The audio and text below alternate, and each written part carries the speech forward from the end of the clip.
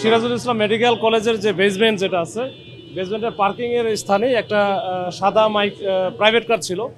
এই প্রাইভেট কারে এখানে মৃত অবস্থায় দেখতে পাওয়ার পরে কিন্তু আমাদের থানাকে ইনফর্ম করে যে তাদের এই গাড়িটা তারা আসছিল, এখানে তাদের একটা রিলেটিভ এখানে সিরাজুল ইসলাম মেডিকেলে ভর্তি আছে, তাকে নেওয়ার জন্য। এরপরে এই দুইজনকে রেখে মালিক চলে যায় যে ওই রিলেটিভকে নিয়ে তারপরে তারা মালিক হচ্ছে আবার এরা চলে যাবে। এইভাবে এটা এখন পর্যন্ত এই রাপ এরকম পাওয়া গেছে। আমরা আসলে এটার একটু বিস্তারিত তদন্ত করে তারপরে বিস্তারিতটা আমরা বলতে পারবো, তার আগে আসলে বলা মুশকিল। এই মোটামুটি 11টা থেকে 11:15টার মধ্যে আমরা একটু জানতে পারি যে এই সিরাজুল ইসলাম মেডিকেল কলেজের যে বেসমেন্ট যেটা আছে, বেসমেন্টের পার্কিং এর স্থানে একটা সাদা মাইক প্রাইভেট কার ছিল। এই প্রাইভেট কারে এখানে ওনাদের যে সিকিউরিটি গার্ড আছে তারা হয়তো বা কালকে খেয়াল করে নাই, আজকে সকালে যখন ওই সময়টা দেখে যে দুইজন ভিতরে আছে তাদের মৃত অবস্থায় দেখতে পাওয়ার পরে কিন্তু আমাদের থানাকে ইনফর্ম করে, সাথে সাথে ওসি এবং এখানকার এসি রমনা দুইজনে চলে আসে। এরপরে তো আমিও আসলাম, এসে তাদেরকে আমরা এভাবে পাইলাম যে একটা প্রাইভেট কার, সাদা প্রাইভেট কারের ভিতরে ড্রাইভারের সিটেই বসেছিল, আর সেকেন্ড সিটার আরেকজন বসেছিল। তো আমরা যেহেতু প্রাইভেট কারটা পাইছি, আমরা প্রাইভেট কারের একটু চেক দিয়েছি যে এটার মালিককে। তো মালিকের নাম ঠিকানা বের করার পরে তার সাথে আমরা যোগাযোগও করেছি, সে আসতেছে।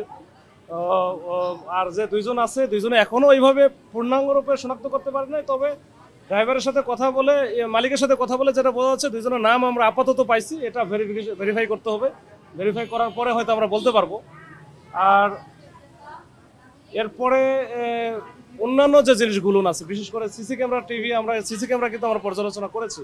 এটা মূলত এই গাড়িটা আসছে গতকাল রাতে, মানে ভোরের দিকে 5:32 এখানে ইন করে।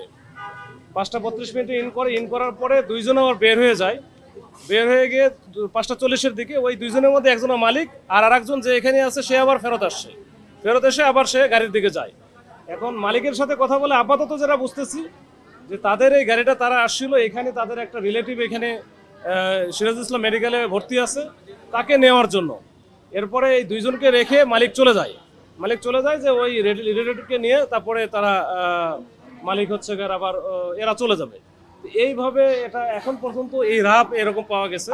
আমরা আসলে এটার একটু বিস্তারিত তদন্ত করে তারপরে বিস্তারিতটা আমরা বলতে পারবো, তার আগে আসলে বলা মুশকিল। এটা আসলে বিস্তারিত ইনভেস্টিগেশন না করে আসলে বলা মুশকিল। তবে এখানে একেবারে বেসমেন্টটা দুই তলা উঠে নিচ্ছে, তাই না? এখানে এমনিতেই একটু সাফোকেশন টাইপের আছে, আর প্রচন্ড রকমের গরম।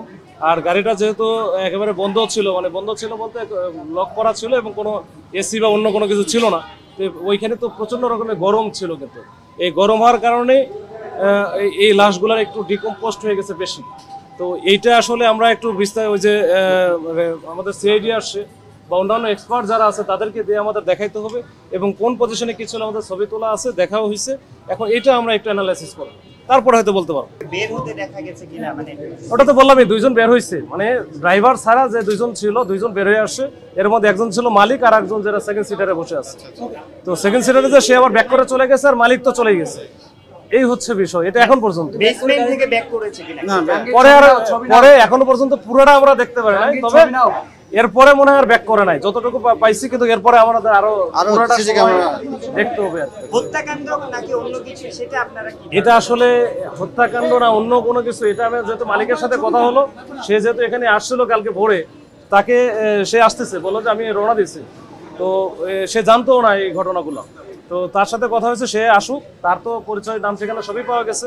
তার কাছ থেকে শুনলে এবং এইটার যে সিসি ক্যামেরা থেকে শুরু করে অন্যান্য যে ইনগ্রেডিয়েন্টস গুলো আছে এগুলো আমরা একটু ভালো করে যাচাই করলে বুঝতে পারবো যে আসলে এটা আমরা পোস্টমর্টমের জন্য ঢাকা মেডিকেলে ভিতরে লাশ পাওয়া গেছে। এই গাড়িটা গতকালকে সকাল 5:45 আমাদের বেসমেন্ট পার্কিংয়ে ইন হয়, আর আজকে সকাল 11:50 থেকে 11:58 আনুমানিক সময়, এই সময় আমি বেসমেন্টে যখন নিচে যাওয়ার পরে দেখি গাড়ির ভিতরে দুজন লোক শুয়ে আছে অর্থাৎ ঘুমন্ত। তখন আমি তাদেরকে গ্লাসে নক করে ডাকার চেষ্টা করি। যখন আমি কোনো রেসপন্স পাই না, তখন আমি ওই দরজা টান দেওয়ার পরে গাড়ির দরজা খুলে যায়, পিছনের দরজাটা খোলার পরে আমি তাদেরকে ডাকার চেষ্টা করি।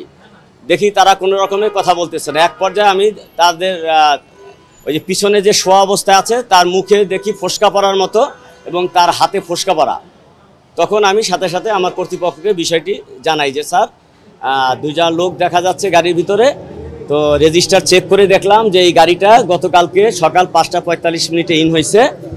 তো তারা কোনো কথা বলতেছে না এবং তাদের মুখে এরকম ফোসকা দেখা যাচ্ছে। তখন আপনি দরজা খুলেছেন, জি। তখন কি কোনো দুর্গন্ধ পান নাই?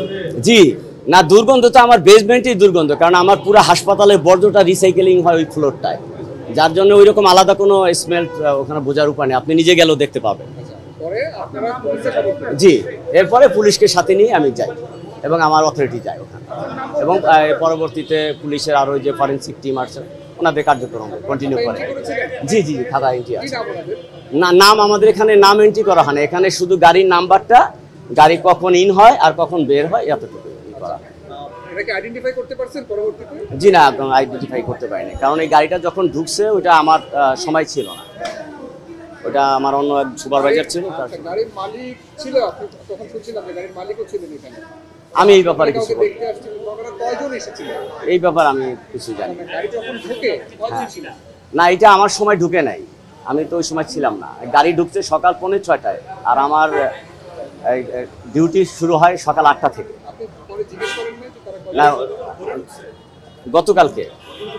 গতকালকে ভোরে না মানে আপনি জানতে পারছেন? না, আমি জানতে পারছি, উনি বলছে যে না শুধু ড্রাইভারই গাড়িতে ছিল, পিছনে কোনো লোক ছিল না। আমি এমনটি শুনেছি, উনি এমনটি আমাকে জানিয়েছে। ঠিক আছে। থ্যাংকস। আমার সাথে কথা বলুন।